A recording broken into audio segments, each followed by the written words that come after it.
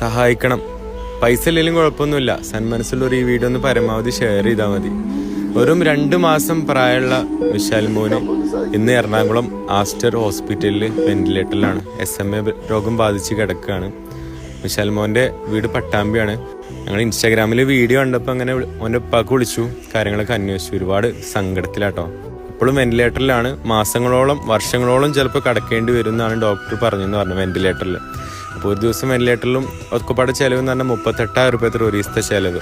അപ്പോൾ ഇത് 1, 2, 3 ദിവസമല്ല, മാസങ്ങളോടാണോ വർഷങ്ങളാണോ എന്നറിയില്ല. അപ്പോൾ പരമാവധി എല്ലാവരും, നമ്മുടെ കേരളത്തിൽ 3.5 കോടി ജനങ്ങളുണ്ടല്ലോ, ഏകദേശം 1 രൂപ എടുത്താൽ തന്നെ നമുക്ക് നമ്മുടെ വിശാൽ മോനെ തിരിച്ചു കൊണ്ടുവരാൻ പറ്റും. ഇന്ന് ബറാത്തിരാവാണ്. നമ്മൾ സഹായിക്കണത് അത് ഉണ്ടാവും, മറക്കണ്ട. നാളെ നമുക്കാണോ നമ്മളെ കുട്ടികൾക്കാണോ നമ്മളെ വീട്ടുകാർക്കാണോ ആർക്കാണോ എന്താന്ന് വരാമെന്നൊന്നും പറയാൻ പറ്റൂല.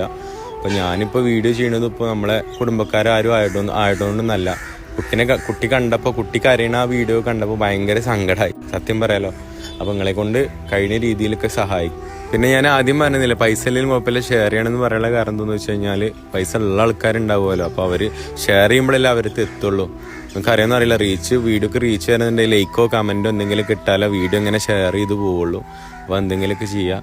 പിന്നെ പെട്ടെന്ന് തന്നെ പരമാവധി സഹായിക്കും.